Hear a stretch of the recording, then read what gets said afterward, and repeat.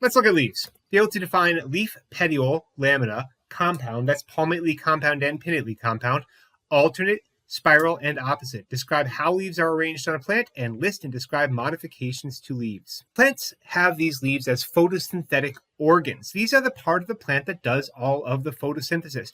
They have a very high amount of surface area for each unit of volume. They're very, very thin, and that allows them to catch a lot of sunlight and not use a lot of tissue.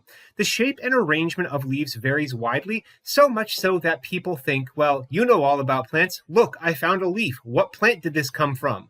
And most often, that doesn't really help at all. You need a flower or a fruit. The parts of the leaf are pretty straightforward. The petiole is that part that attaches the leaf to the stem. The lamina is the broad and photosynthetic part, also known as the leaf blade. Now, you might remember lilies and grasses and think those don't really have petioles on them. Well, one theory is that monocots just don't have leaf blades.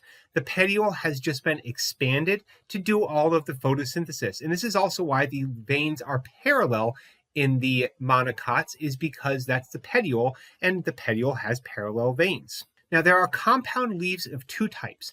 Palmate has all of the little leaflets attached from a single point in the center. Pinnate is going to have a central stem with leaves coming off either opposite or alternate, and that's going to be your pinnate leaf. Arranged around the stems, there are 4 different types. We're going to look mainly at 3. Why? Well, because whorled just means all the leaves are coming off in one location. Then you'll see another node with all the leaves coming off again. That's cool. But we're going to look at spiral, which if you're thinking a spiral staircase, this is how you would walk up the leaves if you walked up in a spiral around the stem. Opposite, if you think about the mint plant or a nettle, they have leaves in pairs that are opposite one another. And then the next one will be rotated 90 degrees and opposite again.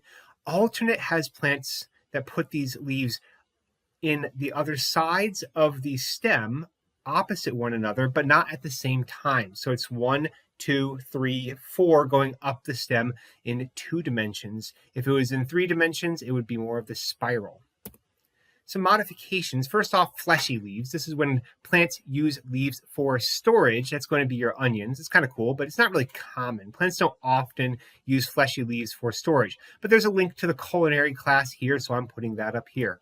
Spines. This is when the petiole is going to stay and the lamina falls off. Some types of cacti actually have very short-lived lamina that stay on the plant until it gets a little bit dry, and then those fall off, leaving the petiole, which hardens as it dies back. And what do we know about that dead vascular tissue? That's right, these are just made of xylem.